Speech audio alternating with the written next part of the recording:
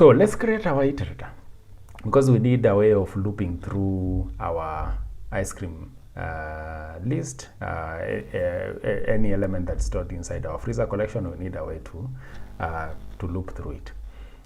So we are going to create our iterator. Let's call it FreezerIterator. And our FreezerIterator can only be an iterator if it implements the iterator interface. And also you can see the iterator interface supports generics, so we can pass it a type signature. So the same way we did with collections, you can say this iterator works with the T, and T is any type that extends flavor. It can be anything for your case, and you can say iterator uses that T as well. So now when we implement the functions from iterator, the ID keeps doing that. When we implement the functions from iterator, they will have that T type signature. So there's a few ways you can do this. We know the functions we need to override, so you can even just type them in. So we need hasNext and we need next. And you can see this next function is now having this type T. So if I was using a different symbol, this is just convenience of the IDE. If I was using R and I had R there, if we did next, you'll notice it has R, and of course if we have hasNext, hasNext just returns a boolean telling you whether there's a value in the box or the box is now empty. So you can see it's checking that and using that as the signature. And if I try to use a different symbol here, you'll see we'll have problems because it needs to reference that parameterized type. Okay, so now we need to implement these functions, but before we implement them, let's understand why we are creating this FreezerIterator. So we are creating this FreezerIterator because we want to use it where? We want to use it here. We want to use it for this iteration thing. And if we successfully create one, instead of throwing unsupported operation, we can just return new FreezerIterator, like that. So that will be a qualifying iterator that we're able to return from this. I would probably, I always like to push the bounds of this to see whether you can do some things. Doing T there, okay, it doesn't have much of an effect, but it's just interesting. That's able to accept that T. But anyway, essentially what we are creating is a new instance of FreezerIterator and returning that as an iterator. So notice that the iterator function does not have FreezerIterator as the return type. It doesn't have FreezerIterator as a return type, but despite being iterator, it's able to accept that FreezerIterator as a qualifying return type. The reason why it's able to accept it as a qualifying return type is because FreezerIterator implements iterator. So it implements the iterator interface. So if whichever iterator you have within your program, as long as it's implementing that interface, the Java is able to assume that it's a qualifying implementation. Because if you implement the interface, you have to override hasNext and next. Therefore, returning that as a value here is no problem. It qualifies as an iterator. And you see, even if when I changed it to now return FreezerIterator, there's still no problem because FreezerIterator implements iterator, therefore it's an iterator. So it's the same thing essentially. So we want this and we want to access it. So let's make sure first it qualifies by implementing these functions. So for now, if you call hasNext, it will always return false. If you call next, it will return null. So that's not great. So first we need to give it something to iterate over. So we're going to create an array of elements, just like we did on the other side. And these elements will be of type R, and I'll call them elements. And I want to always have them because I would hate to iterate over an empty thing or a null array, if there's anything like that. So I'd want anybody who creates a new instance of this iterator should always pass me at least a list of these elements. So that's the advantage of using this final keyword. So now I'll say this constructor will receive an array of elements of type R, and we'll use that array of elements of type R to initialize the elements. But let me use different names here, values. So the values will be used to initialize the elements array that we are working with here. Now, hasNext. hasNext essentially checks whether we have a value. And for us to do that, we need to have something that is checking the position of iteration.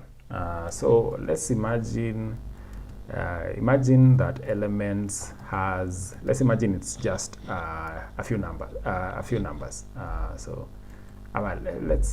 use numbers. So let's imagine elements has numbers 1, 2, 3, 4. And what iteration does, it moves from 1, checks 2, checks 3, checks 4. And when we get to 4, when you call hasNext, we should be able to detect that there is no 5 and return false. Otherwise, if you're at index 0 and we check, we will tell you, oh, there is 1 is still available, 2 is still available, 3 is still available, 4 is still available, and now when we check the next time, we return false. So we return false when you've reached this point, end of the end of your array. When you reach the end of the array, you return false. Otherwise, before you reach the end, you return true. So you need a way of tracking that index. And the way you can do that is within this class, you can have a global variable. And our global variable here will be, it can be of type int, because we're working with arrays. And let's call this a counter. So arrays are 0 indexed, so we can begin at 0. And now what we'll be doing is just as if you call hasNext, we update this counter, and we use the counter to obtain the element at that index. So back to just a bit of recap of arrays. So the way arrays work is you have the element, for instance, this can be A, and you have the index of that element. So starting with 0 index, like that, you can have another element B, and its index will be 1. You can have another element C, and its index will be 2. You can have another element D inside the array, and its index will be 3. And this will be an array that contains this will be an array that contains 4 elements. So it contains A, B, C, and D. But the way you reference those elements is using their index. 0 is the index for A, 1 is the index for B, 2 is the index for C, and 3 is the index for D. So that's how we look through an array. Although this was, I believe, was covered, so again, I'm definitely preaching to the choir here. So what we're going to do, whenever you call hasNext, we hit our array. So an array usually has this nice utility method called length. So this gives you the total size of the array. And what we can check is if the position of the counter, if it is greater than the length of the array. Of course, we can refine it. So if it is greater than the length of the array, then we don't need to waste time. Return false. There is no more values. We've reached the end. We move from 0, 1, 2, and now somebody is passing in index 5, and we don't have index 5, so we can just return false. Otherwise, you can continue with the execution and say, okay, so this counter seems to be valid. So now we can, in fact, here we can return true.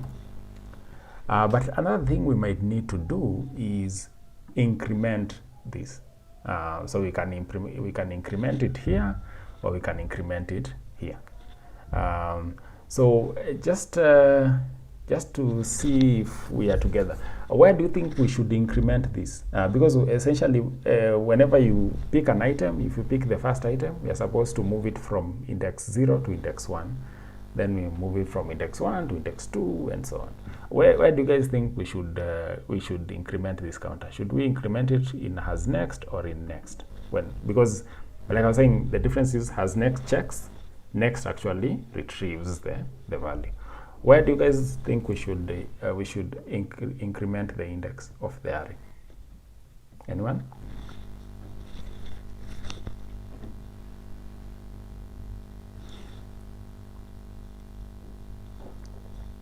Okay, Dennis says next. Anybody else want to chip in? Anybody with a different opinion or the same?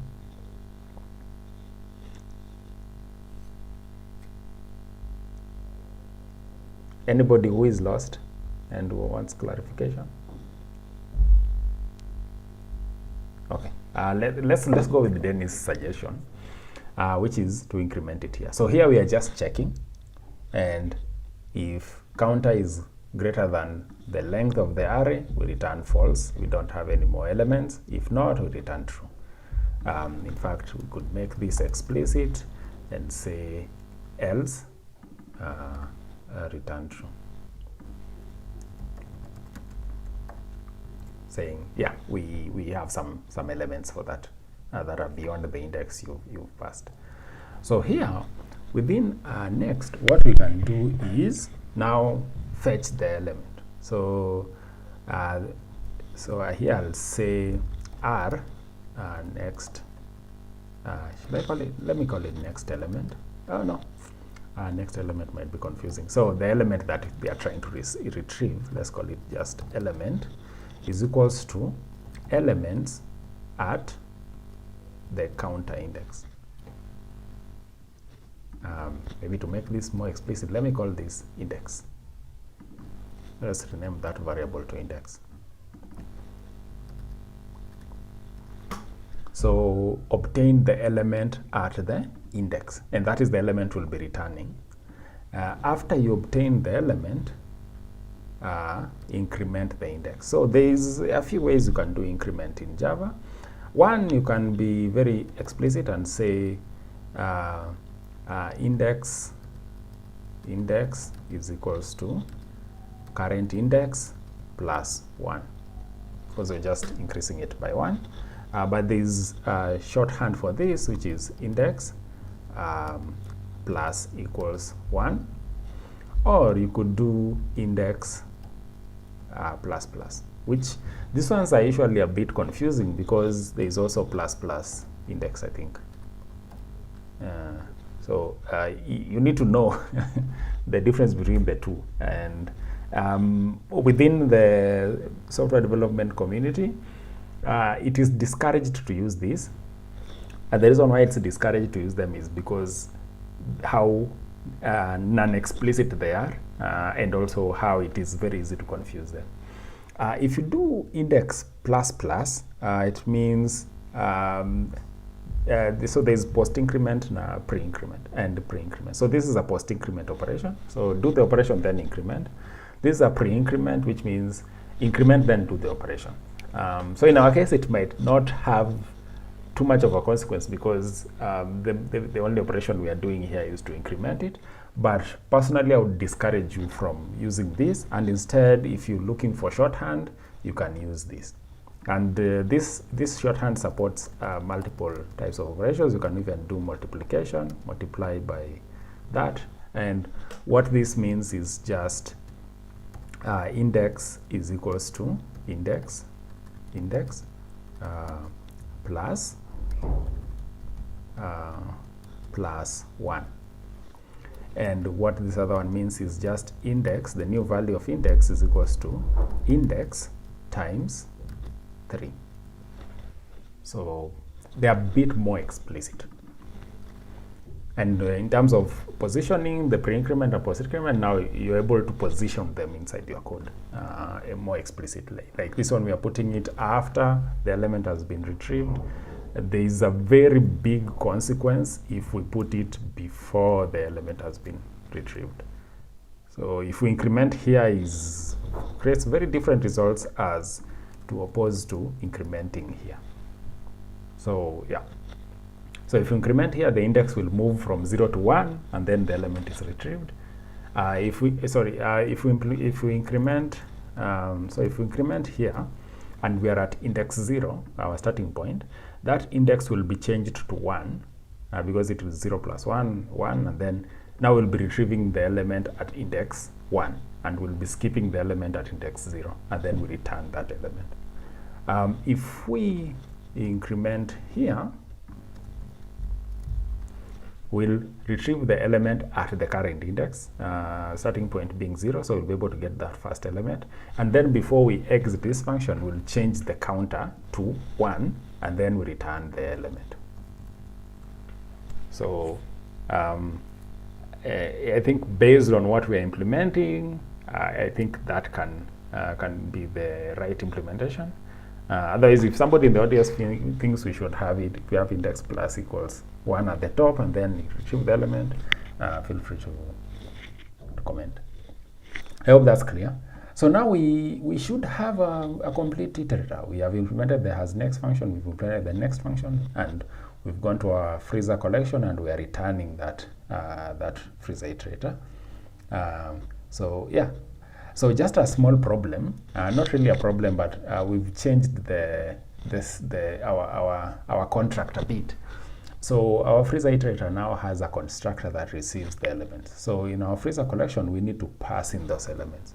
And we don't need to dream up the elements because the same elements that are used inside the collection are the ones we'll be iterating over. So the ice cream that's inside the freezer is the one we'll be retrieving. So we don't need to create a new list of ice cream instances. So the ones inside the freezer are the ones we are looping through. So when we return an iterator from our collection, we just pass in the elements that we already have inside the collection into the iterator. So when we give somebody this iterator, it contains the element that you can loop over already wrapped inside that iterator. So now you can loop over them with no stress. Any questions so far? Okay, I believe that means I'm still preaching to the choir. So, but if you have a question, feel free to ask. So let's see how this can be used. So we go back to our collection phase, and we've seen how these other functions work. So what I'm going to do is I'm going to get rid of some of these. Trusting that we haven't changed the contract to break any of that functionality. In fact, before I remove them, let me just run it to make sure that we haven't broken any of the functionality. So everything else still works as expected. For now, allow me to remove it so that we're able to have sort of a clean slate. In fact, instead of removing, for anybody who will be looking at this code later, let's just comment it out. We'll use the same ice cream list that we used. And what we're going to do is obtain an iterator. So get an iterator. I want to iterate through this the proper way. And this iterator will be from our freezer collection .iterator. So you obtain it from the collection itself. Always remember this, the collection wraps the iterator. So if you want to obtain an iterator, don't create your own iterator. Call the collection, tell it, give me your iterator, because the collection interface dictates that you must have an iterator. So give me your iterator. I want to use it to loop through these things. And the way the best way to use this iterator is to use a while loop. The reason why a while loop is great for this is if I did a while true here, I would be able to create an infinite loop. And this infinite loop would be able to, let's say this infinite loop says we are in infinity. I hope my system won't crash. So with that, if I run this, you'll see that runs indefinitely. So it's not conditional. The reason why this is useful, we don't know the bounds of this iterator. It doesn't come with size predefined. So it's not limited by size.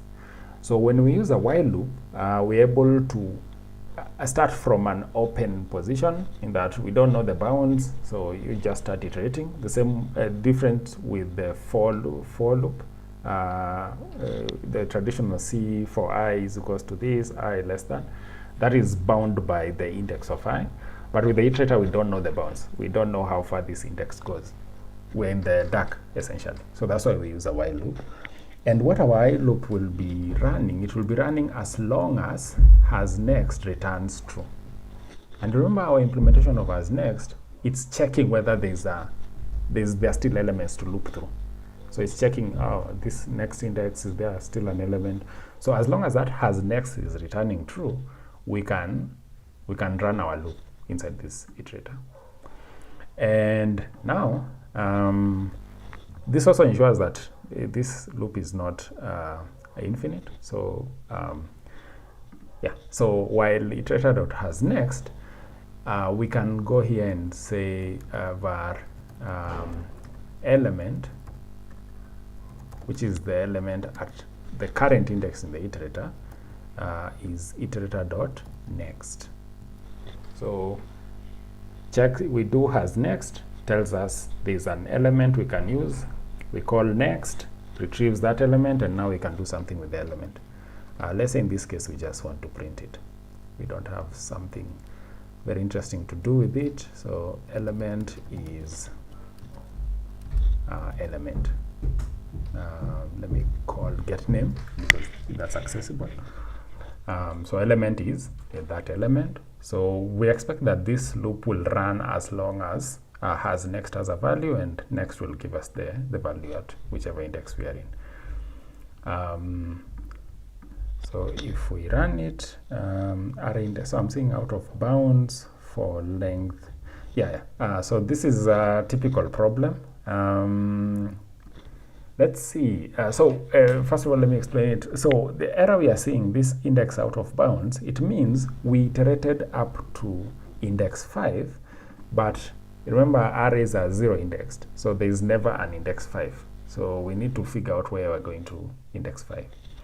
So let's go back to our iterator, and we are iterating as long as index is greater than element. So we are iterating as long as, so index, if index is greater than elements.length, then return false. This elements.length can give us 5. It has 5 elements, so it makes sense. So let me just clarify that. So here we have 1, 2, 3, 4, 5. So we have 5 elements here. This is 5 elements. But our array is 0 indexed. If it goes up to 5, there is nothing, because this is index 0. This is index 1. This is index 2. And this is index 3. And of course, the last one here, before my knee here, this is index 4. So if we check for 5, we won't find anything because 5 doesn't exist. So what we need to do is refactor this iterator, this check. And the way we can refactor it is we can say as long as index is greater than or equal to.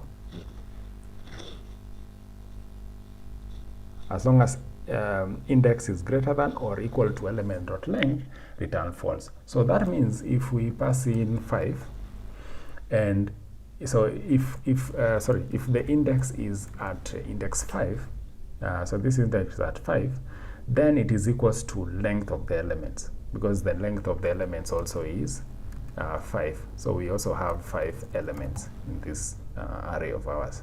So at this point, it will be 5 equals 5, and we will be able to return false. Previously, we were only checking for starting from 6 onwards. So if you pass in at index 5, here 5 is not greater than 5, so we'll return true. So that is the error that we had. So yeah, this should be the fix for it, which is making sure that if the index is the same as the now size of the elements, still return false, because that index does not exist in the array because arrays are 0 indexed. So we'll run it again and see. So here you can see element is strawberry, so it went to strawberry, it went to vanilla, it went to chocolate, which is this one, it went to blackberry, and then it went to blackcurrant at the conclusion phase. So now our iterator is doing the job that we expected to do.